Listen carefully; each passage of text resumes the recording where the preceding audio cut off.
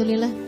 Saudaraku sekalian yang saya muliakan, menjadi wanita yang mulia. Tentu saja yang dimaksudkan di sini adalah kemuliaan dunia dan akhirat. Sebab kalau kemuliaan di dunia saja itu tentu saja sifatnya sangat-sangat terbatas. Yang kita cari adalah kemuliaan untuk hidup kita di dunia dan membawa kemuliaan untuk hidup kita di akhirat nanti, insya Allah. Bicara tentang wanita yang mulia, kita kembali kepada sejarah, fakta sejarah. Kita nih sebagai wanita ini dimuliakan dengan Islam, dimuliakan oleh Allah Subhanahu wa taala dengan Nabi besar Muhammad sallallahu alaihi wasallam. Karena sebelumnya kita nih jadi perempuan nih dianggap sebagai bangsa nomor sekian. Bahkan bukan bangsa nomor 2 ya, tapi bangsa nomor sekian gitu. Kayaknya bahkan lebih berhargaan kambing gitu, lebih berhargaan unta, lebih berhargaan kendaraan, rumah, harta yang lain dibandingkan dengan perempuan. Bahkan Allah menceritakan sebuah fakta sejarah bahwasanya mereka itu suka menguburkan bayi perempuan mereka hidup-hidup. Kata Allah, a'udzubillahi minasyaitonirrajim, idza busyira bil untha dhalla wajhuhu muswaddan wa huwa kadhim yatawara minal qaumi min su'i ma busyira bih. Apabila diberi kabar gembira, ini Allah pakainya kata-kata busyir, mau memberitahu bahwa anak laki, anak perempuan semuanya sama-sama aja. Kehadiran mereka merupakan kabar gembira untuk orang tuanya, untuk keluarga besarnya. Akan tapi Allah bilang zaman itu idza busyira bil untha, jika diberi kabar gembira bahwa anaknya lahir perempuan, dhalla wajhuhu muswaddan, wajahnya segera menghitam. Bukan lagi memerah, akan tetapi menghitam. Wahwa kadhim, karena murka, karena kemarahan muntab yang sudah sangat luar biasa. Yatawara minal qaum, ngumpet-ngumpet dari kaumnya. Jadi kalau dikasih kabar gembira gitu di warung kopi misalnya, istri kamu udah melahirkan. Laki-laki apa perempuan? Perempuan. Yatawara minal qaum, dia ngumpet-ngumpet sembunyi-sembunyi dari kaumnya. Min su'i ma busyira bih, dari buruknya kabar yang sudah mereka terima. Dia segera pulang ke rumahnya. Kemudian ada dua versi ini ya. Ada yang suka menguburkan bayinya hidup-hidup. Bayi masih baru berusia beberapa jam itu langsung dikuburkan. Bahkan ada yang begini, ada yang kalau istrinya melahirkan tuh sekalian dibuatkan lubang di dekatnya. Begitu keluar bayinya, putuskan tali pusarnya, dilihat laki-laki atau perempuan. Kalau dia laki-laki, putuskan tali pusarnya, diselamatkan. Tapi begitu dia perempuan, putuskan tali pusarnya, langsung dikuburkan saat itu juga. Bahkan sebelum sang ibu sempat melihat seperti apa rupa anaknya. Itu kalau anaknya perempuan, langsung dikuburkan. Ada juga yang dihidupi dulu gitu, disenengin dulu gitu kan, dikasih makan dulu, nanti umur-umur setahun, 2 tahun gitu, baru dikuburkan hidup-hidup. Sesuatu hal yang sangat-sangat nista sekali ya. Jadi kita nih sebagai perempuan, alhamdulillah tidak hidup di zaman tersebut teman-teman. Zaman sebelum Islam datang. Alhamdulillah kita hidup di tahun-tahun ini nih, yang walaupun kemarin 2 tahun kita mengalami masa pandemi, tapi alhamdulillah selamat juga keluar dari masa tersebut, dan mudah-mudahan tetap menjadi perempuan-perempuan solehah, tetap menjadi perempuan-perempuan mulia insyaallah. Amin ya rabbal alamin. Zaman tersebut, zaman sejarah sebelum Islam datang tuh perempuan dianggap seperti itu. Dan kalau gitu dibiarkan hidup, mohon maaf teman-teman, hanya dipakai sebagai sarana pemuas nafsu kaum laki-laki belaka.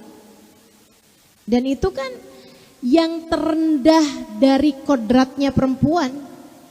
Mohon maaf, menurut saya menjadi perempuan seksi yang dieksploitas kecantikannya, keseksiannya, itu adalah menjadi bagian terendah dari kodrat sebagai seorang perempuan. Gak begitu caramu hidup seharusnya. Itu orang jahiliyah tuh yang seperti itu keadaannya. Bahkan diriwayatkan mereka itu kalaupun sampai menikah, salah satu cara menikahnya, ini ya, salah satu cara menikahnya, jadi kalau ada perempuan yang sudah sampai usia nikah, dipasangkan bendera di atas rumahnya oleh bapaknya. Jadi laki-laki di sekitar situ, mereka akan lihat kalau ada bendera di atas rumah seseorang, oh berarti itu ada perempuan yang boleh dinikah. Itu nanti tiap malam ngantri bapak-bapaknya, kaum laki-lakinya. Malam hari ini sama Pak Iwan, maaf ya yang punya suami namanya Iwan, besok sama Pak Budi gitu ya, besoknya lagi sama siapa, besoknya lagi sama siapa, terus seperti itu, digilir teman-teman, sampai hamil atau sampai menstruasi. Kalau sampai menstruasi ya nanti boleh digilir lagi gitu, sesudah selesai masa menstruasi. Kalau dia hamil, ditungguin, nanti pas lahir milik bapak yang mana dikawinkan sama bapak yang dianggap paling mirip sama anaknya ini.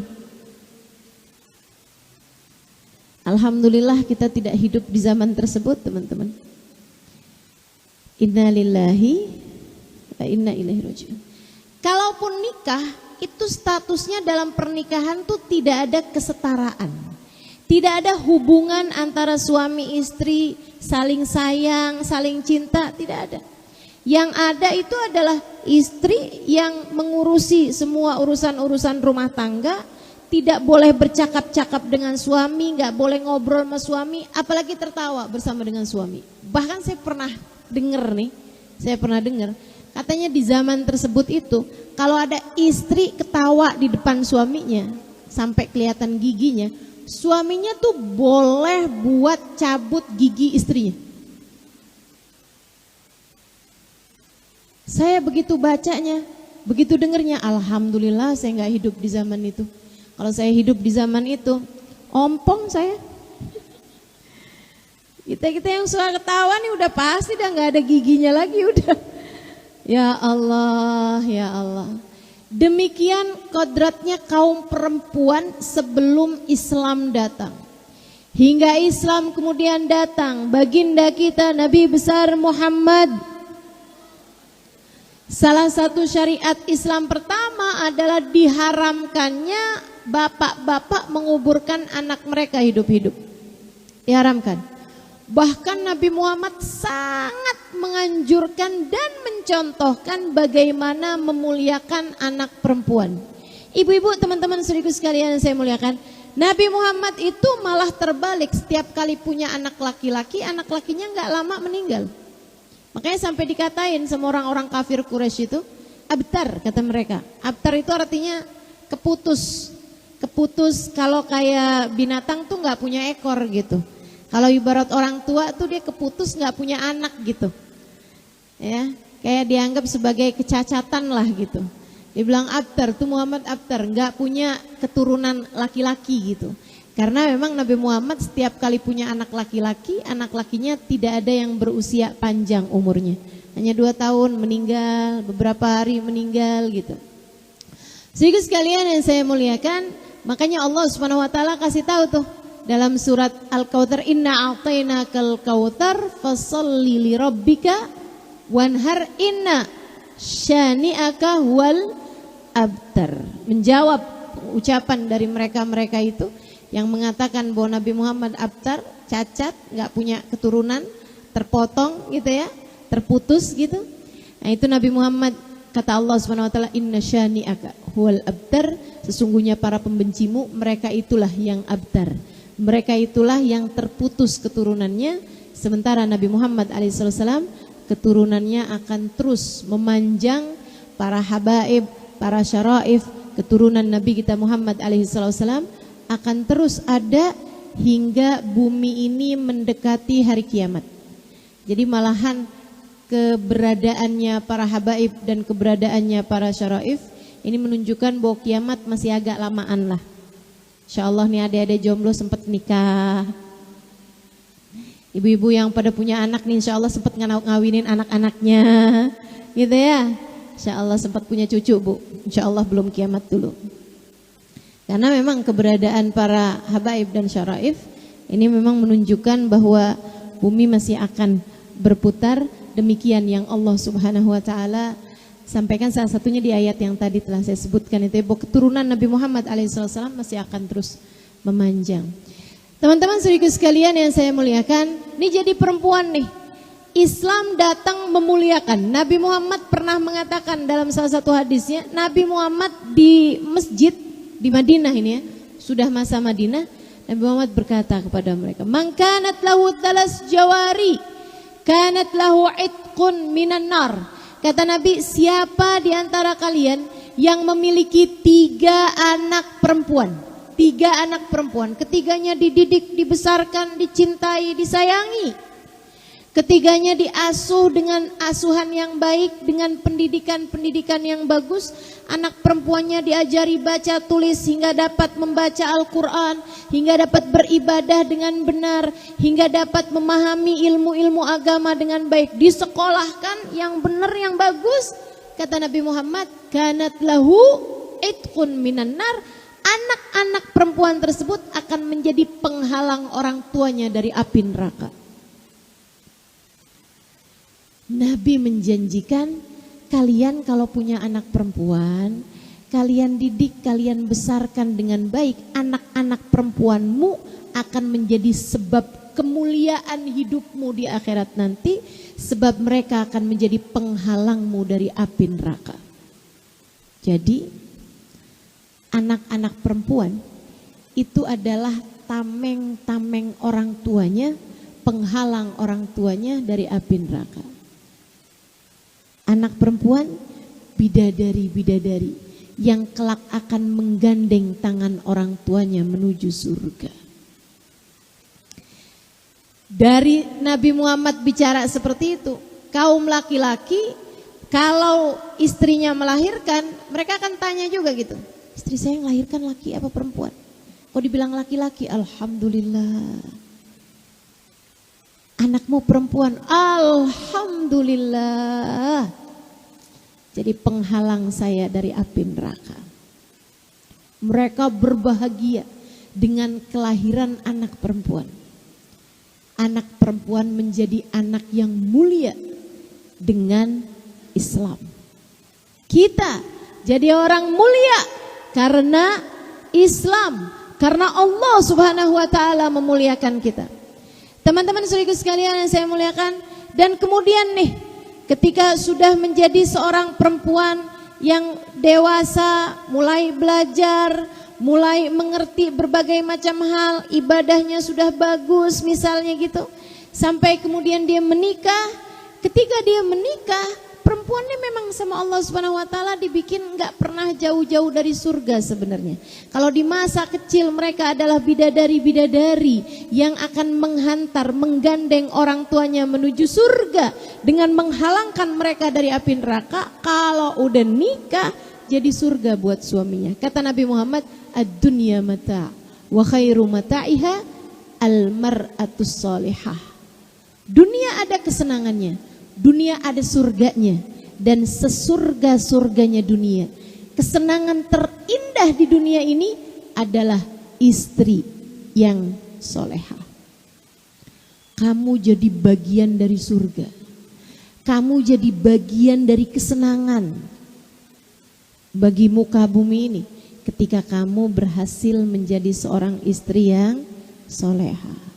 Ustazah, terus taunya kita sudah jadi istri solehah atau belum solehah bagaimana Ustazah? Itu tadi yang saya sebutkan ya. Istri yang soleha itu adalah kesenangan terindah, adalah sekeping surga di bumi. Coba masing-masing silahkan lihat aja. Suami saya kalau sedang bersama dengan saya merasa kayak lagi ada di surga atau jadi mirip kayak ada di neraka. Kalau kamu adalah istri yang solehah, suamimu betah karena orang tuh kalau di surga nggak ada yang kepengen keluar.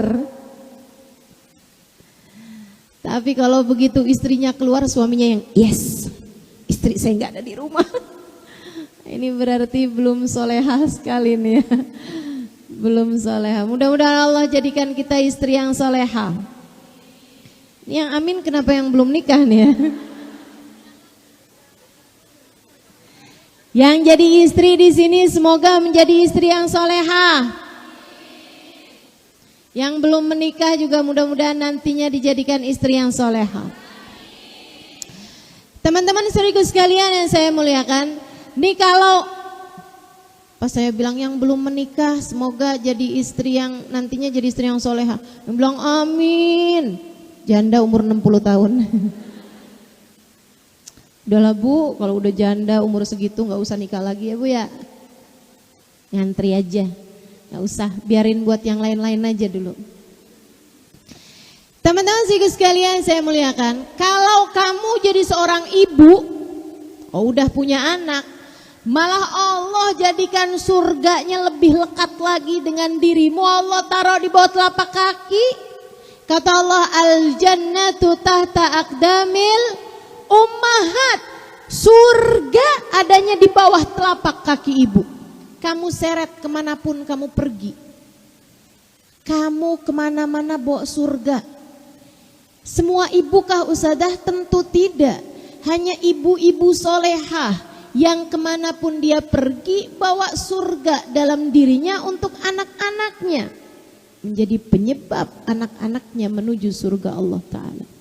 Ustadzah, saya ibu yang dimaksud Allah dalam hadis Nabi Muhammad itu atau bukan? Tinggal lihat aja. Kamu terhadap anak-anakmu bawa surga atau bawa neraka? Kalau sedang bersama denganmu anak-anak merasa seperti berada dalam surga atau naudzubillah min dzalik. Enggak betah deket sama mama. Kenapa gitu? Ngomel mulu, marah mulu. Mama kamu kalau ngajakin sholat gimana bilangnya? Nak yuk kita sholat yuk, biar kita bisa masuk surga. Atau sholat kamu, enggak, sholat neraka. Yang mana satu nih? Ingat ya ibu-ibu yang kalau ngomong suka bobo neraka mulu, ingat Nabi Muhammad ini kaum perempuan tinggi sekali derajatnya.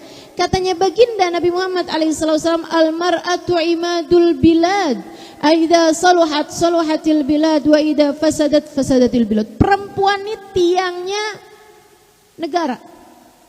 Perempuan tiangnya negara. Kalau perempuannya baik, baik seluruh negaranya. Kalau perempuannya rusak, rusak seluruh negaranya. Jadi teman-teman sekalian, ini nilainya satu daerah ini di mata Allah Subhanahu wa taala tergantung dari perempuan-perempuannya. Nilainya. Lihat siapanya nih di mata Allah. Allah ngelihatnya bagaimana perempuan-perempuan di negara tersebut. Perempuannya baik, baik pula lah negeri tersebut. Perempuannya rusak, rusak pula lah negeri tersebut.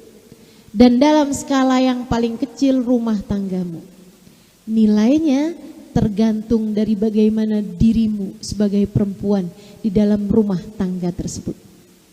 Maka jangan suka nyalah-nyalahin yang lain-lain. Ya gimana mau bener rumah tangga? Tuh suami saya aja kayak gitu modelnya. Ya dia kayak begitu orangnya. Dia tuh ustazah enggak kayak Nabi Muhammad. Bagaimana mungkin saya jadi seperti Sayyidah Khadijah? Bu, suamimu enggak Fir'aun amat. Fir'aun aja loh segitunya. Istrinya Asia adalah seorang istri yang solehah. Luar biasa kan? Jadi jangan nyalah-nyalahin. Ntar suaminya juga bilang kayak begitu. Ya gimana saya mau jadi kayak Nabi Muhammad, orang kamu gak kayak Sayyidah Khadijah? Ya Allah, gak gitu. Perubahannya itu dimulai dari tiang, Bu. Orang tuh kalau mau bangun rumah, yang pertama kali dibangun tiang. Tiangnya duluan sebelum bangun tembok. Tembok tuh nyandarnya sama tiang. Sebelum bangun pintu, sebelum bangun atap, tuh yang pertama kali dibangun adalah tiang-tiang. Ini orang jangankan bangun rumah, bangun tenda, yang dibangun pertama duluan menurutmu apanya? Tiang. Tiangnya duluan, baru dipasangin atap, baru dipasangin nih aksesorisnya nih, merah kuning ini ya. Nah itu baru dipasangin belakangan gitu. Demikian pula dalam rumah tanggamu, kalau mau dibenahi, yang pertama kali harus dibenahi adalah tiangnya. Siapa tiang dalam rumah tanggamu? Dirimu sebagai kaum perempuan di dalamnya. Kalau perempuannya soleha, nanti suaminya bakalan soleh. Kalau perempuannya soleha, nanti anak-anaknya bakalan soleh-soleha. Percaya saya.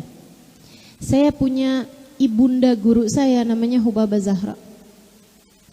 Guru saya namanya Habib Umar bin Hafid. Mudah-mudahan diakui saya sebagai murid beliau. Di kota Tarim, Hadramaut, Yaman. Kita doakan semoga beliau panjang umur, sehat afiat, kita atillah insyaallah. Teman-teman sekalian saya muliakan, Hubabah Zahra, anaknya semuanya tuh anak-anak yang soleh-solehah semuanya. Semuanya, anaknya Masya Allah semuanya. Bahkan yang laki-laki pertama dan laki-laki terakhir. Yang laki-laki pertama namanya Habib Ali Masyhur.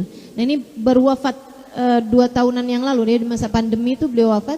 Itu teman-teman saudara sekalian Mufti Tarim. Mufti itu yang menjawab permasalahan umat yang ada di kota Tarim itu semua beliau yang menjawabnya. Semua permasalahan umat tuh lari ke meja beliau, beliau yang membahasnya, beliau yang menjawabnya. Namanya Habib Ali Masyhur, alaihi ridwanallah. Dan anaknya yang paling kecil, laki-laki yang paling kecil, Habib Umar bin Hafid, ini adalah seorang ulama yang banyak mengubah dunia ya. Dianggap sebagai salah satu tokoh paling berpengaruh di dunia, tokoh Islam paling berpengaruh di dunia. Salah satunya adalah beliau ini teman-teman sekalian, Habib Umar bin Muhammad bin Salim bin Hafid. Ada salah satu dari kawan saya tanya sama Hubabah Zahra gitu. Kata Hubabah, dia bilang, Hubabah gimana sih biar anak saya jadi anak yang soleh, soleha gitu Hubabah. Kayak Hubabah gitu anak-anaknya Masya Allah semua, gimana nih Hubabah caranya? Hubabah Zahra sambil senyum, saya sampai nggak tahu muka beliau kalau nggak senyum. Luar biasa ya, perempuan mulia memang lain urusannya. Senyumnya tuh udah bukan lagi senyum karena habis dapat transferan, misalnya gitu, habis dapat hadiah apa gitu dari suaminya, mau diajakin jalan-jalan gitu kan, nggak gitu lagi. Tapi senyumnya adalah karena dia pernah mendengar Nabi Muhammad mengatakan, ibtisamak ala wajhi akhikal mu'min sadaqah. Senyummu di wajah seorang muslim, seorang muslimah, jika dia laki-laki terhadap seorang muslim, jika dia perempuan terhadap seorang muslimah, itu punya nilai sedekah di mata Allah Subhanahu wa taala. Karenanya kemudian beliau tuh setiap ketemu orang perempuan gitu, kalau ketemu laki-laki yang bukan mahramnya, ya beliau akan tutup muka ya. Ini beliau memang tidak berjumpa dengan laki-laki yang bukan mahramnya. Nah, kalau beliau ketemu sama perempuan yang berjumpa dengan perempuan atau berjumpa dengan laki-laki yang mahram beliau, maksudnya keluarganya gitu kan, saudara-saudaranya, selalu aja tersenyum karena mengingat bahwa senyum kita punya nilai sedekah di mata Allah. Sampai saya nggak tahu mukanya kalau lagi nggak senyum tuh kayak gimana gitu. Dari selalu tersenyum wajah beliau. Teman-teman saya sekalian, beliau senyum gitu. Kemudian bilang, nah kamu kalau kepengen anak kamu soleh, solehah, gampang. Gimana Hubabah? Kamunya aja yang soleha. Kalau kamu soleha, kamu punya nilai di mata Allah, kamu mulia di mata Allah, doa-doamu mustajab, maka anak-anakmu akan menjadi anak-anak yang soleh, soleha. Gitu kata beliau. Gampang banget tuh. Kamu pengen punya anak seperti apa? Saya Ustazah pengen punya anak yang pinter. Pinter tuh maksudnya yang kayak gimana? Yang bisa nyebarin agama, yang bisa bermanfaat buat orang lain. Yang bisa bermanfaat buat orang lain. Oh gampang. Gimana caranya?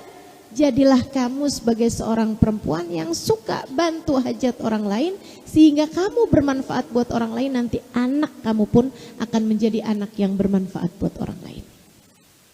Gitu. Kalau saya ditanya, Ustazah, orang tua Ustazah ulama kah? Bukan. Ayah saya bukan ulama, ibu saya apalagi. Perempuan sangat sederhana. Akan tetapi dari ayah saya maupun ibu saya ngerti bahwasanya dunia ini bukanlah tujuan, ia hanyalah perjalanan menuju akhirat. Umi saya ingat banget. Saya ingat banget, sekarang sudah meninggal dunia ya. Teman-teman saya sekalian, saya ingat hari itu saya masih kecil, masih usia kelas 5 SD mungkin atau kelas 6 SD gitu. Ya biar kayak begini saya pernah kecil juga loh ini. Hari itu Pak Bupati lagi menikahkan anaknya dan bikin pesta yang cukup meriah. Anaknya itu diarak gitu, termasuk juga depan rumah kami memang rumahnya di pinggir jalan. Itu juga arak-arakannya itu sampai ke situ juga gitu, pakai drum band. Saya nggak ngerti ya kenapa kok waktu itu ada hal-hal seperti itu gitu. Jadi saya pun juga nonton gitu. Saya sama umi saya tuh juga nonton, liatin gitu. Terus habis itu kami pun masuk ke dapur, masuk ke rumah maksudnya. Terus di dapur tuh saya ingat perbincangan antara saya sama umi saya. Saya bilang, Mi, rame ya Mi ya, pestanya ya Mi ya. Saya bilang, Umi doain Mi, biar Ima, saya Halimah namanya, saya suka bahasain bahasa panggilan kecil Ima. Saya bilang, Mi doain ya Mi, biar Ima kaya. Nanti kalau Ima kaya, Ima bisa bikinin Umi pesta yang besar. Umi saya bilang, Umi gak suka rame-rame nak. Kalau gitu Mi doain biar saya bisa kaya, jadi saya bisa bangunin buat Umi rumah yang besar. Umi saya bilang, rumah besar bersih-bersihnya capek. Iya juga sih. Terus saya bilang, kalau gitu doain biar kaya nih, anaknya tetap juga punya cita-cita biar kaya nih kayaknya ya. Harus gitu kayaknya didoain biar kaya. Saya bilang doain biar saya kaya bisa ajak Umi jalan-jalan pergi kemana-mana. Umi saya bilang, Umi gak suka jalan-jalan, capek kata Umi gitu. Umi mah cuman suka jalan-jalan pergi ke Mekah Madinah, dan itu udah pernah. Umi saya udah pernah pergi haji, dibawa sama Abah. Saya akhirnya jadi gak punya alasan untuk saya kepengen kaya gitu. Jadi saya tanya balik sama Umi saya, nah, terus kalau gitu apa yang Umi pengen dari anak-anak Umi? Maksud saya kalau nggak seneng pesta karena memang Umi nggak seneng rame-rame, nggak mau juga dibeliin barang-barang bagus, rumah bagus, mobil bagus gitu ya. Terus juga nggak suka juga untuk bepergian kemana-mana gitu. Saya bilang, apa yang harus kami anak-anak Umi ini lakukan biar Umi seneng gitu? Umi saya bilang, Umi cuman pengen aja kalau Umi meninggal dunia nanti, anak-anak Umi tidak keberatan untuk mengirimkan Yasin setiap hari. Dari saat itu sampai saat ini, saya mengerti bahwasanya hidup ini bukan hanya urusan dunia. Hidup ini sebentar aja. Kalau kita menghadiahi orang tua kita dengan rumah bagus misalnya, mereka hanya akan tinggali berapa tahun? 3, 4, 5, 10, 20 tahun. Kalau kita bisa ajak orang-orang tua kita misalnya pergi jalan-jalan kemana gitu, kita menyenangkan mereka hanya pada saat itu aja. Akan tetapi yang dicari sama Umi saya adalah kesenangan yang jauh lebih panjang, yaitu kesenangan untuk saat beliau telah berada di dalam alam barzahnya. Dan saya yakin Umi saya tidak pernah menyesal ketika memberikan kriteria bahwa kesenangan beliau adalah ketika beliau mendapati anak-anaknya mengirimkan bacaan, entah itu surat Yasin ataupun kebaikan-kebaikan lainnya yang diniatkan untuk umi saya di dalam alam kuburnya. Ibu-ibu saudaraku sekalian saya muliakan, para ibu, kamu sedang menanam kepada anak-anakmu. Menanam apa? Menanam pemikiran-pemikiran yang akan menjadi bekal mereka dalam berkehidupan. Kalau kamu suka bilang, ganti bajunya nak, jelek kamu nak kalau pakai baju yang itu. Misalnya, kamu sedang menanamkan faham dalam anak-anakmu bahwasanya kecantikan mereka adalah sesuatu hal yang sangat penting bagi kehidupan mereka di dunia ini. Nah, ganti bajunya, kita mau pergi kondangan, mama malu kalau kamu bajunya jelek. Kamu sedang menanamkan faham dalam diri anak-anakmu bahwasanya kalau mereka pakai baju yang jelek, kamu malu. Bahwa kemuliaanmu ada pada pakaian yang dipakai oleh anak-anakmu, dan itu akan lahir pemikiran dalam hati anak-anakmu bahwasanya pakaian yang bagus dapat memuliakan mereka, pakaian yang jelek membuat mereka hina hidupnya. Hati-hati sama pemikiran-pemikiran yang selama ini kamu masukkan dalam hati anak-anakmu, teman-teman saudaraku sekalian. Abah saya seorang yang cinta Al-Quran, dan itu juga melahirkan pemahaman dalam diri saya sejak saya kecil untuk gimana caranya biar saya bisa ngerti Al-Quran. Beliau itu sangat sering pengen tahu gitu, ini ayat artinya apa, ini ayat artinya apa, dan suka menunjukkan kekaguman. Kalau habis dengar tadi ada ustadz ceramah di masjid, wah bagus banget gitu. Dia menjelaskan tentang satu ayat dalam Al-Quran secara terperinci. Kelihatan gitu, mukanya tuh sangat senang sekali gitu.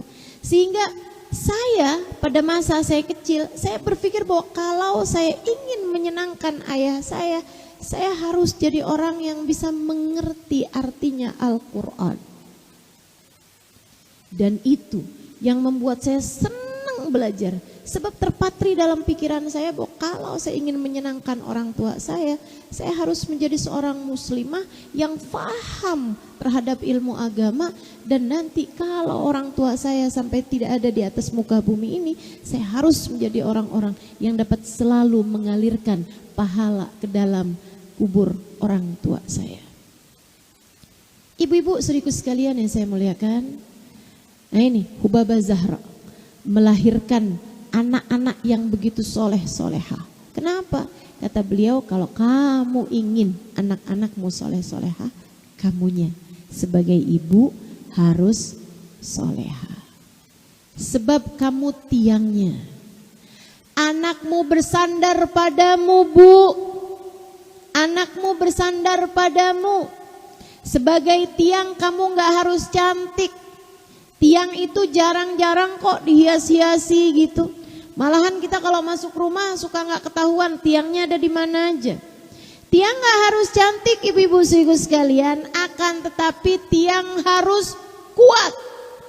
Sebagai perempuan kamu harus jadi perempuan yang kuat. Sebagai perempuan kamu harus jadi perempuan yang kuat. Oh gitu Ustazah, kalau gitu saya latihan karate. Perempuan harus kuat. Saya kuat Ustazah. Selama ini saya kalau ngangkat galon saya. Suami saya gak kuat angkat galon, saya yang angkat. Saya yang gantiin listrik. Kalau listriknya mati, saya yang kerjain semuanya Ustazah dalam rumah. Bukan itu yang saya maksudkan. Kuat itu bukan seperti itu ibu-ibu sekalian. Lantas gimana maksudnya perempuan yang kuat? Perempuan yang kuat hatinya. Sehingga kekuatan hati itu akan mampu ia sebarkan kepada suaminya, kepada anak-anaknya. Kuat hatinya. Seperti Sayyidah Khadijatul Kubra. Teman-teman saudariku sekalian yang saya muliakan, Sayyidah Khadijah itu adalah seorang perempuan salah satu dari perempuan yang paling kuat yang pernah saya lihat, yang pernah saya dengar ceritanya di atas muka bumi ini. Teman-teman saudaraku sekalian yang saya muliakan, kuat apanya beliau? Kuat secara hatinya, kuat terhadap rasanya. Saudariku sekalian yang saya muliakan, lihat bagaimana kekuatan Sayyidah Khadijah. Saat Nabi Muhammad sallallahu alaihi wasallam datang dengan menggigil badannya, 15 tahun usia pernikahan mereka kala itu. Sayyidah Khadijah menikah di usia 40 tahun, Nabi Muhammad waktu itu usia 25 tahun. Ketika 15 tahun kemudian Nabi Muhammad usia 40 tahun, beliau datang dari Gua Hiro. Setelah berhari-hari ada di sana, diturunin wahyu oleh Allah Subhanahu wa taala dengan datang malaikat Jibril bawa perintah, Iqra ya Muhammad, baca wahai Muhammad. Tapi Muhammad bilang, ma'ana biqari, saya enggak bisa baca. Didekap sama malaikat Jibril hatta barantu annahul maut, sampai dikirain nabi itu adalah kematian. Dilepasin lagi sama malaikat Jibril, Iqra ya Muhammad, baca wahai Muhammad. Nabi Muhammad bilang, ma'ana biqari, saya enggak bisa baca. Didekap lagi sama malaikat Jibril sampai 3 kali berturut-turut. Kemudian Nabi Muhammad bertanya, mada aqra, apa yang mesti saya baca? Malaikat Jibril berkata, Iqra bismi rabbikal ladzi khalaq, khalaqal insana min 'alaq, Iqra wa rabbukal akram, alladzi 'allama bil qalam, 'allamal insana ma lam ya'lam. Itu Nabi Muhammad keluar dari gua dengan tergopoh-gopoh, dengan terjatuh-jatuh. Nabi Muhammad jalan terus menggigil tubuhnya, teman-teman sekalian, karena ketakutan yang luar biasa atas apa yang terjadi. Sampai kemudian beliau mengetuk pintu istrinya, Sayyidah Khadijah. Sayyidah Khadijah membuka pintu tersebut, mendapati suaminya menggigil. Hanya berkata dengan satu ucapan aja, Zammiluni, Zammiluni, Zammiluni ya Khadijah, Zammiluni, selimuti aku wahai Khadijah, tolong selimuti aku. Sayyidah Khadijah perempuan kuat, mendapati suaminya panik. Saya bayangin ya, kalau Sayyidah Khadijah bukan perempuan kuat, biasanya suaminya panik, bininya ikutan lebih panik lagi. Ayo para istri, suamimu panik, kamu gimana nih? Sayyidah Khadijah gak ada panik-paniknya. Sayyidah Khadijah bimbing suaminya, dibawa atas tempat tidur, diselimutin sesuai dengan apa yang beliau mau, diselimutin lagi, selimutin lagi sampai ditenangin. Beliau duduk. Kemudian mungkin kalau di kita seperti dibuatkan teh manis, seperti itulah ya, teh hangat gitu kan. Kemudian duduk di sampingnya, gak ada nanya, gak ada tanya, kenapa sih Muhammad kamu segitu ketakutannya? Gak ada, tungguin aja. Sampai suaminya cerita sendiri. Tadi Khadijah waktu saya di gua, tadi saya didatangi seorang, dia sangat putih bajunya, sangat hitam rambutnya, tapi saya nggak kenal sama dia Khadijah. Dia bilang, Iqra ya Muhammad, saya bilang, ma ana biqari, saya nggak bisa baca. Duduk saya Khadijah, diceritain sama Nabi Muhammad alaihissalam. Sayyidah Khadijah dengerin aja, dengerin aja. Nih istri yang kuat tuh yang seperti itu tuh. Suaminya curhat, nggak kemudian ditimpalin dengan keadaan yang lebih mengenaskan lagi gitu. Segitu aja kamu curhat, kamu tuh nggak tahu, saya tuh juga sering kayak gitu. Nggak gitu, didengerin dengan baik. Teman-teman saya sekalian, saatmu menjadi telinga, jadilah telinga yang baik buat suamimu. Kasih dua-dua telinga itu kepadanya. Jangan cuma dengerin dengan setengah telinga, dengan satu telinga misalnya gitu ya. Habis itu kemudian gak lama dari suami cerita udah kedengeran suara dengkurannya. Istri mana tuh yang begitu? Kalau dibilangin saya tadi malam masih cerita kamu udah tinggal tidur aja. Ya saya kan cuma ngikutin apa yang kamu kerjain. Selama ini kalau saya cerita juga kamu tinggal tidur. Kok suami istri isinya cuma membalas saja. Ya Allah, ya Allah. Masa urusannya cuma balas dendam terus-terusan antara suami sama istri.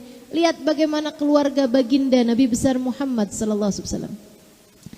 Saat Nabi Muhammad cerita, ditungguin, didengerin sampai selesai. Habis selesai, Sayyidah Khadijah nanya gini nih, saya nggak tambahin nggak kurangin dari teks asli ceritanya, kisahnya, ucapan-ucapan Sayyidah Khadijah. Sayyidah Khadijah nanya begini nih. Wa ma tahsyah ya Muhammad.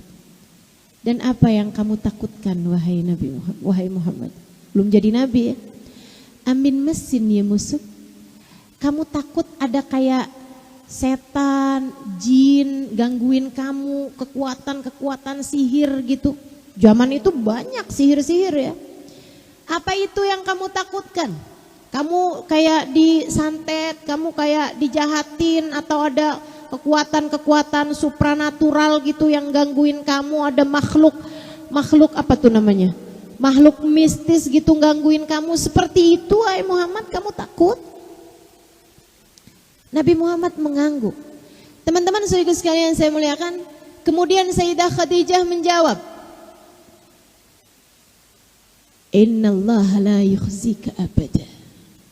Wahai Muhammad, kamu harus tahu Tuhanmu tidak akan pernah menyusahkanmu.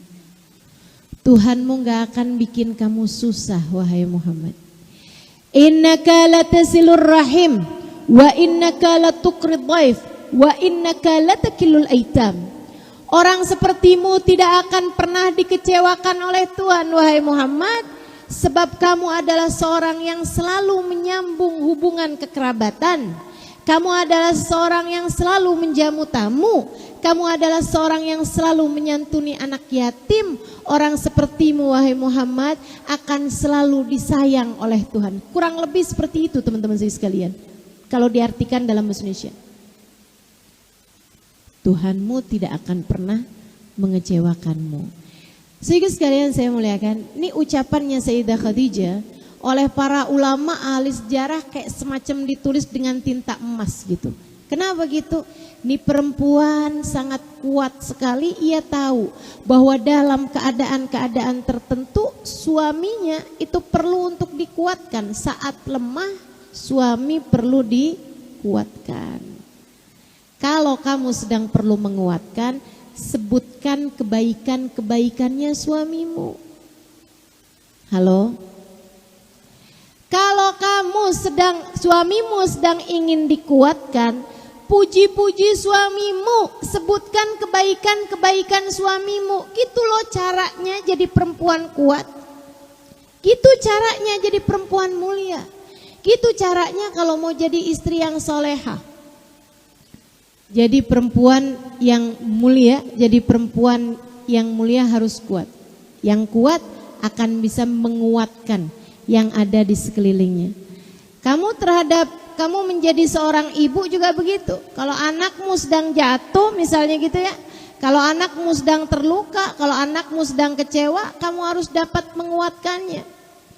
Pulang-pulang dari pembagian rapot dia nangis, atau dari pembagian hasil ujian dia nangis gitu. Kamu tanyain, kenapa nak, nilainya gak bagus mama. Saudaraku sekalian yang saya muliakan, ini saatmu untuk menguatkan. Kamu jangan bilang yang kamu emang dasar, makanya belajar tuh yang benar, kamu main aja sih kerjaannya. Main terus, makanya kalau mama lagi tegur kamu tuh jangan suka ngomel-ngomel, ini nih sebabnya nih. Nih yang mama takutkan nih, kamu nilainya jelek, kan malu kalau kayak begitu.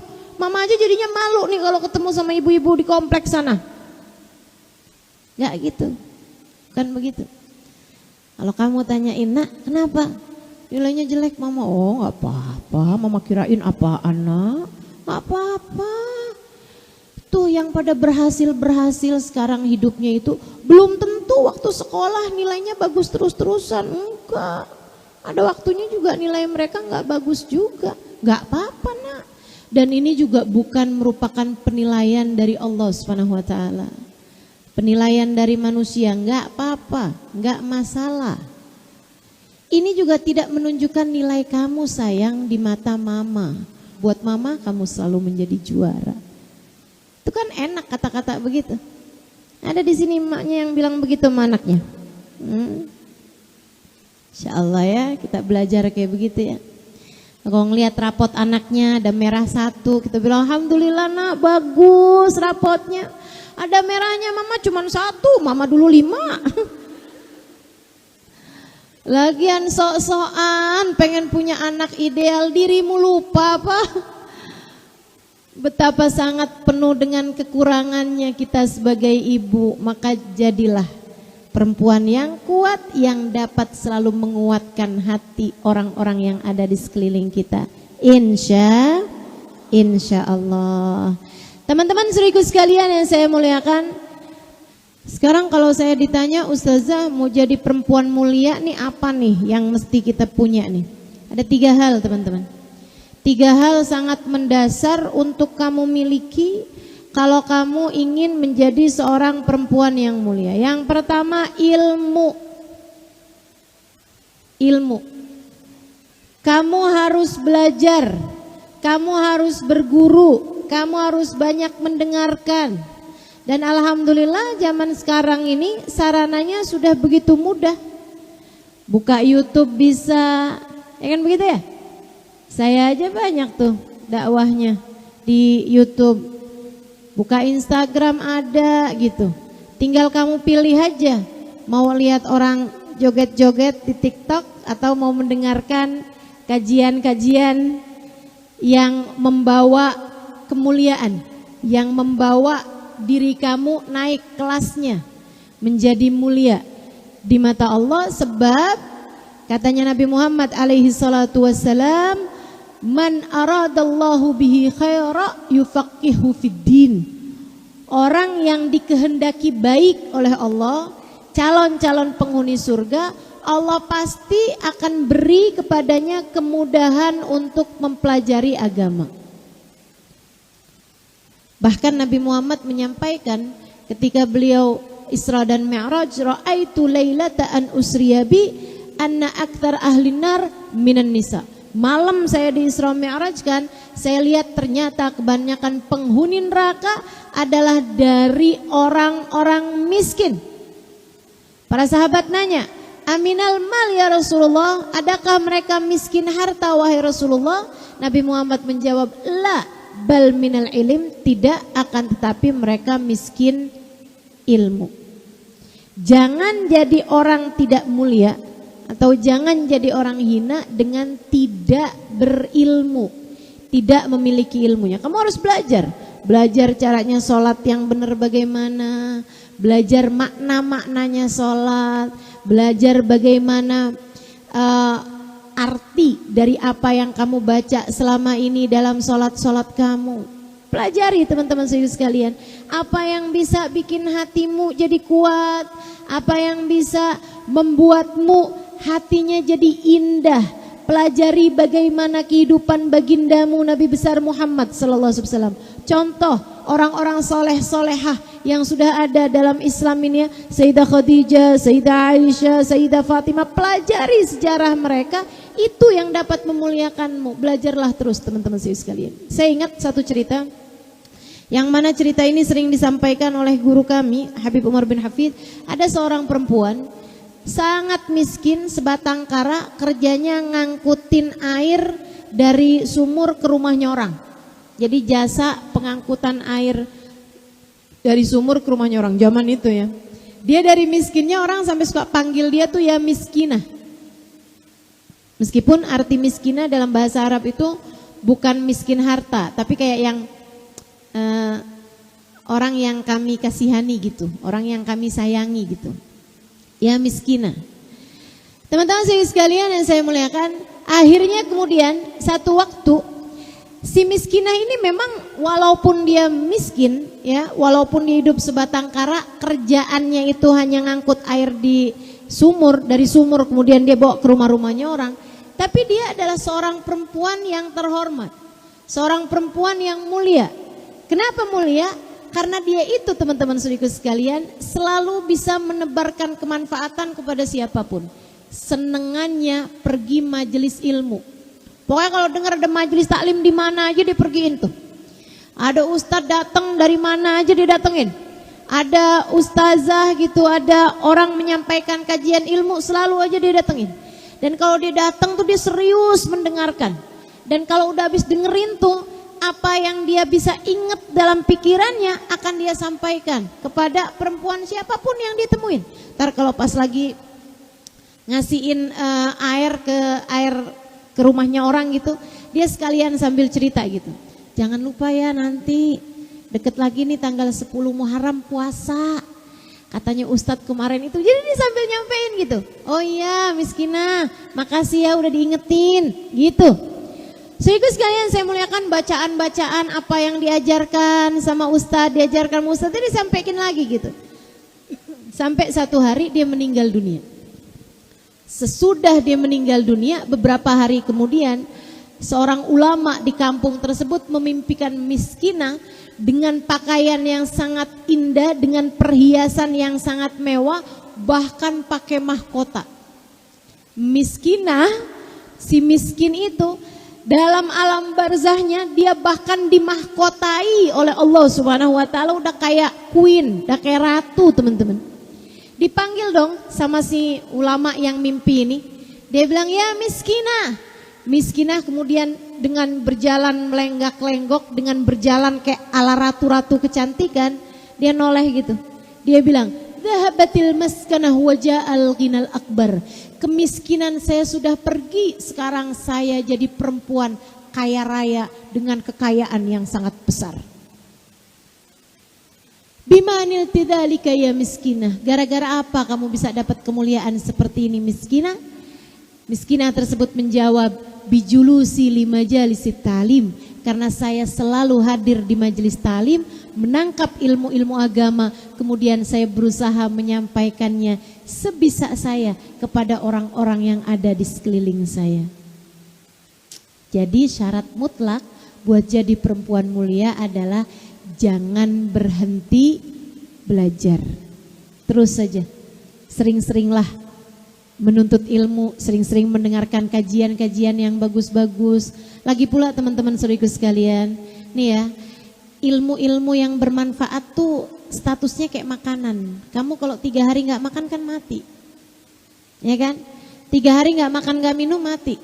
Tapi kalau gak makan aja itu bisa bertahan sampai dengan seminggu 2 minggu katanya. Kalau gak minum aja, nah itu keseretan.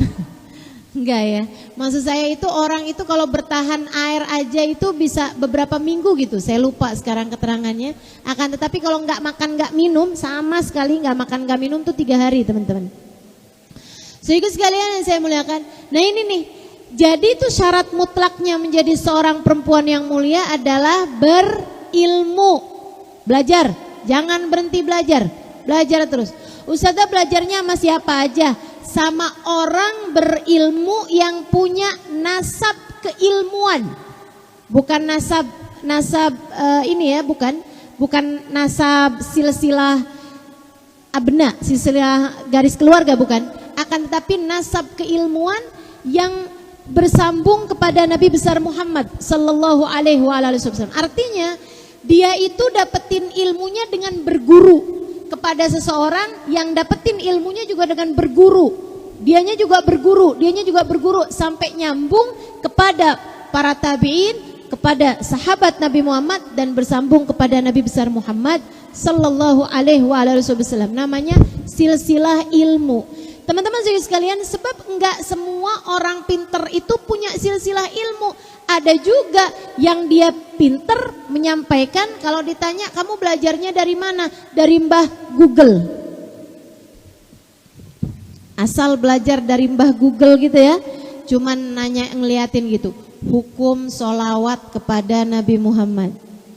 Nah itu nanti keluar macam-macam hukumnya teman-teman. Hukum berziarah kubur, dia nanti akhirnya bisa bikin hukum macam-macam tuh. Biar ziarah kubur ternyata hukumnya haram, kan begitu kan? Nah, nggak jelas nih jadinya karena tidak memiliki silsilah ilmu bersambung kepada baginda Nabi besar Muhammad sallallahu alaihi wa ala alihi wasallam. Jadi menanya nih dalam hatinya, ini sebenarnya hukumnya ziarah bagaimana? Ya baguslah. Zurul kubur fa innaha tudzakirukumul akhirah. Kata Nabi Muhammad, berziarahlah kalian ke kubur, itu akan membuat kalian teringat kepada akhirat. Apalagi kalau kuburnya para wali, apalagi jika itu kuburnya para nabi. Berziarah kepada mereka menjadi sebab kita mendapatkan syafaat dan pertolongan dari mereka-mereka semuanya insya Allah kelak di hari akhiratnya. Teman-teman sekalian, jadi yang pertama syaratnya harus berilmu. Syarat yang keduanya 3 aja deh, gak usah banyak-banyak ya, biar teman-teman ngingetnya dengan mudah. Yang kedua, kalau kamu pengen jadi perempuan yang mulia, syaratnya harus beriman. Selain kamu punya ilmu, kamu juga punya iman. Apa imanmu? Imanmu kamu meyakini bahwasanya tidak ada sesiapa pun memiliki kekuatan untuk apapun selain semuanya adalah miliknya Allah. Teman-teman saudaraku sekalian, kamu punya anak, anakmu itu bukan milikmu, dia adalah miliknya Allah. Kamu punya suami, suamimu bukan milikmu, suamimu miliknya Allah subhanahu wa ta'ala. Bahkan kamu punya diri, dirimu ini bukan milikmu, badanmu ini bukan milikmu, akan tetapi badanmu ini miliknya Allah subhanahu wa ta'ala. Jangan sok-sokan kamu punya ini, kamu punya itu. Semua adalah miliknya Allah. Kalau kamu tidak mengerti menghargainya, kalau kamu lupa atau merasa diri sok-sokan memilikinya, saya khawatir yang punya akan cabut balik kenikmatan tersebut darimu. Hati-hati teman-teman saudariku sekalian, hati-hati. Semua miliknya Allah. Anak kamu punyanya Allah, suami kamu punyanya Allah, harta kamu punyanya Allah, rumah kamu punyanya Allah, tas yang kamu pakai punyanya Allah, badanmu punyanya Allah, kesehatanmu punyanya Allah. Semuanya miliknya Allah subhanahu wa ta'ala. Jangan sombong punya harta, jangan sombong punya tahta, jangan sombong punya rupa yang cantik. Jangan teman-teman saudaraku sekalian, Allah dengan mudah bisa menghilangkannya darimu. Bahkan jangan sombong punya ilmu, Allah dengan mudah dapat mencabutnya darimu. Saya nih yang paling berilmu nih, yang lain-lain apa? Gak pada tahu. Berapa banyak hadis yang kamu hafal? Berapa banyak ayat Al-Quran yang kamu hafal? Teman-teman saudariku sekalian, ingatanmu, hafalanmu dengan sangat mudah Allah kalau mau hilangin begitu aja. Bahkan ibadahmu, jangan sombong. Kamu ketika beribadah bukan karena kamu mau ibadah, tapi karena Allah memudahkanmu untuk melakukannya. Ketika kamu sholat, jangan sok-sokan, saya dong sholatnya, saya sholatnya gak pernah tinggal, saya sholatnya selalu berjamaah, saya sholatnya saya tambahin dengan sholat-sholat sunnah. Itu bukan darimu teman-teman. Allah kalau mau mencabut kenikmatan tersebut dengan begitu mudah. Karenanya hati-hati, hati-hati. Semua dari Allah subhanahu wa ta'ala. Bahkan ketika kamu sakit, yang ngasih sakit adalah Allah. Yang sopan sama Allah, yang beradab sama Allah. Jangan sampai kamu dikasih sakit, ya Allah tega sekali engkau. Selama ini saya udah sujud, selama ini saya udah sholat. Dosa apa saya ya Allah sampai engkau berikan kepada saya sakit yang seperti ini? Gak gitu caranya, gak gitu caranya. Kamu hanya perlu berkata seperti ucapan Nabi Muhammad ketika dikasih sakit, alhamdulillah ala kulli hal. Terima kasih ya Allah atas keadaan apapun yang kau tempatkan aku. Sakit ini adalah menghapuskan dosa-dosaku. Ya Allah, maka jadikan sakitku ini penggugur atas dosa-dosaku. Begitu. Insya Allah. Ayo, punya iman yang kuat. Punya iman yang kuat. Kalau suaminya bilang, maaf ya hari ini rezekinya gak banyak. Oh gak apa-apa sayang, tenang aja. Yang punya rezeki bukan kamu, yang ngatur rezeki bukan kita. Semuanya dari Allah, gak jadi masalah. Gak usah khawatir. Gitu kan enak. Betul gak? Teman-teman sekalian, saya muliakan imanmu. Imanmu. Imanmu. Ini saya sebenarnya kepengen cerita, cuman waktunya sudah semakin sempit, jadi saya akan lanjutkan aja kepada yang ketiganya. Jadi sekalian saya muliakan, yang terakhirnya, yang ketiganya, yang mesti kamu punya selain yang pertama tadi apa? Yang kedua apa? Yang ketiga, yang terakhir yang kamu punya untuk menjadikan kamu perempuan mulia adalah bersihnya hati. Kamu kalau pengen jadi perempuan yang mulia, hatimu bersihkan. Hatimu bersihkan. Bersihkan dari apa? Dari segala kebencian. Dari segala penyakit hati seperti iri, dengki, hasut. Dari segala kesombongan, dari merasa diri sesiapa. Jangan teman-teman, kamu gak jadi perempuan mulia kalau begitu caranya. Kamu ingin jadi perempuan yang mulia, maka baguskanlah hatimu. Bersihkanlah hatimu. Setiap kali merasa diri sesiapa, ingatkan diri, kamu bukan sesiapa. Nilai kita belum ketahuan. Mulia hinanya kita bukan sekarang nilainya, bukan sekarang ketahuannya. Dan juga jangan suka menilai-nilai orang lain. Setiap kali hatimu mulai tuh, saya nih yang terbaik. Atau setiap kali hatimu berkata, wah si ibu itu tuh kayaknya pantasnya masuk neraka dah. Si itu tuh suka ganti-ganti laki-laki itu, saya pernah lihat dia diantrinnya ganti-ganti. Teman-teman saudaraku sekalian, kita di atas muka bumi ini masih sama-sama sebagai yang diuji. Pengujinya satu, namanya Allah. Kita ini sama-sama sedang dilihat, sedang diuji nih. Ini pertandingannya masih berjalan. Jangan kesibukan ngeliat-ngeliat peserta yang lain. Masih lagi pertandingan, ada jurinya. Urusan menilai peserta-peserta yang lain itu urusannya juri, bukan urusanmu. Kalau ada orang lagi ngikutin pertandingan, tapi kerjaannya nilai peserta yang lain, ini kira-kira gimana nih dia nih? Dia lagi ikutan jalan cepet gitu ya, tapi kerjaannya yang, kesian banget deh si itu deh. Iya ampun, jalannya lambat banget, ya ampun saya dong jalannya cepet. Terus aja gitu kayak gitu. Itu yang ada akhirnya bisa dikeluarkan dari pertandingan. Bukan begitu? Saudaraku sekalian, kita sama-sama masih sedang diuji. Sebagai yang sama-sama masih sedang diuji, enggak usah kebanyakan melihat yang lain-lain dan memberikan penilaian. Cukuplah penilaian itu dari Allah Subhanahu wa taala untuk siapapun. Kita hanya perlu menjalani setiap ujian dengan cara-cara yang terbaik. Ustazah, nilainya ketahuannya kapan? Nanti saat kamu berada dalam alam kuburmu, teman-teman. Ibu saya baru meninggal dunia, saya jadi tahu betapa mulianya ibu saya ketika beliau meninggal dunia. Saya tahu beliau adalah seorang ahli ibadah yang luar biasa. Saya ingat, saya kalau lagi pulang ke rumah saya, pulang ke kampung kami, saya tinggal di Jakarta, orang tua saya di Indramayu.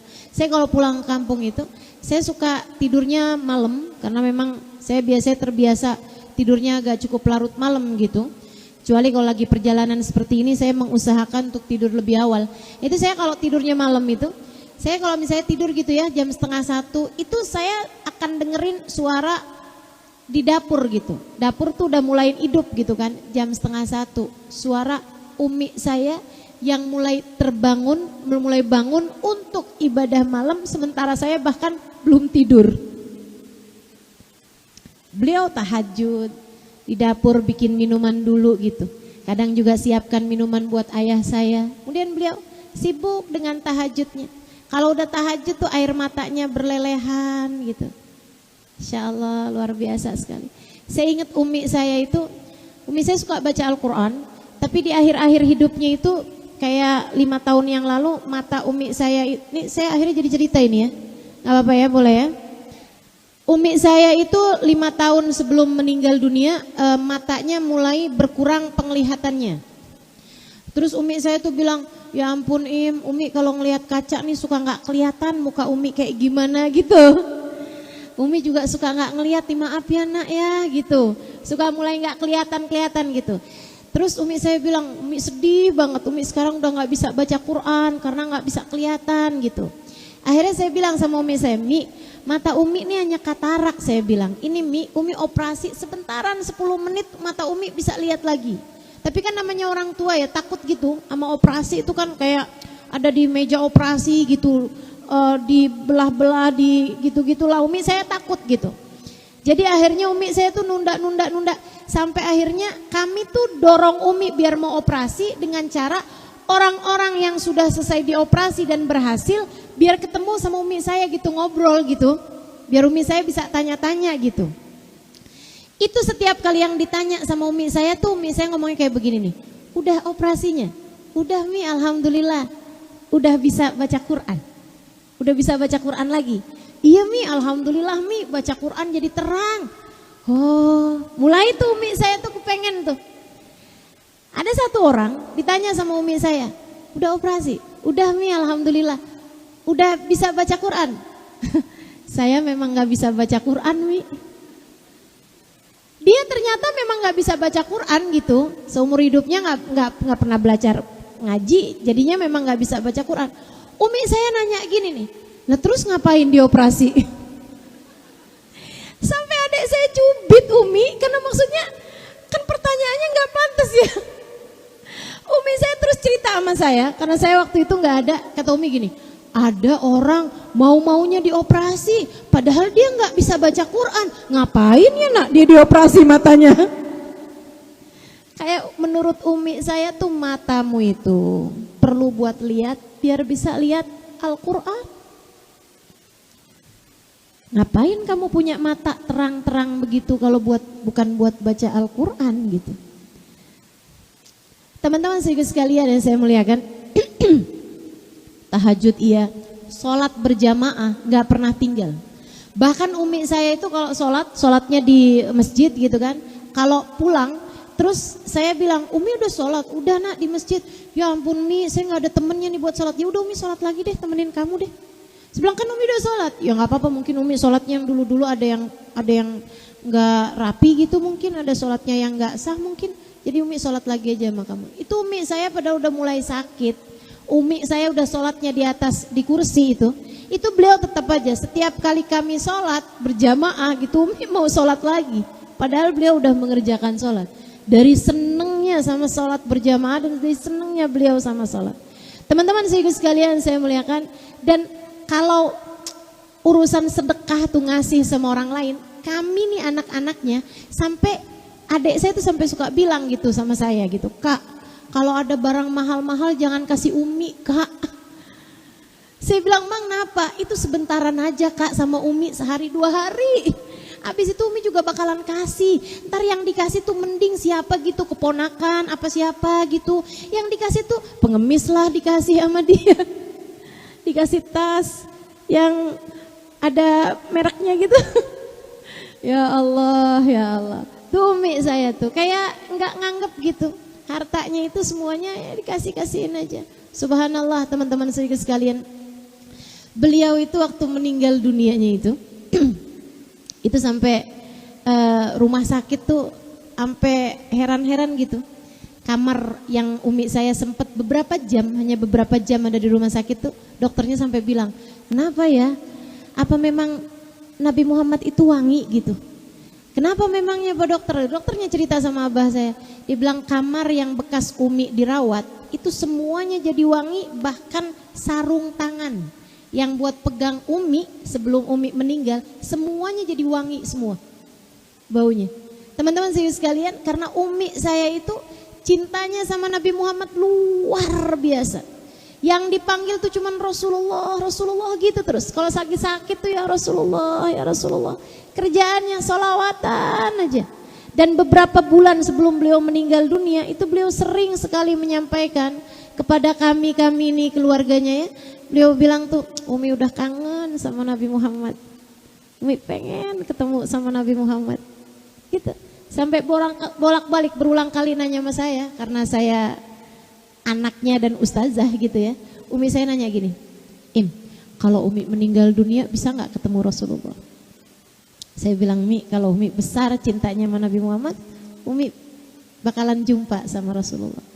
Alhamdulillah, doain ya nak ya, gitu. Doain ya nak. Saya bilang iya Mi, Saya pasti akan doain Umi. Teman-teman sekalian saya muliakan, beliau itu meninggal dunia. Itu sepanjang malam kan jenazahnya memang masih besoknya dikuburkan gitu ya. Sepanjang malam orang nyolatin Umi saya tuh nggak berhenti.